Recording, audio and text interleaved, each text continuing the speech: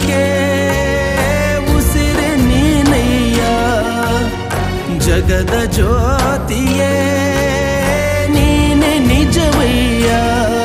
ಮಂತ್ರಾಲಯ ವಾಸ ಮಂತ್ರಾಕ್ಷತೆಯ ಅರಸ ಗುರು ರಾಘವೇಂದ್ರ ರಾಘವೇಂದ್ರ ರಾಘವೇಂದ್ರ ಗುರು ರಾಘವೇಂದ್ರ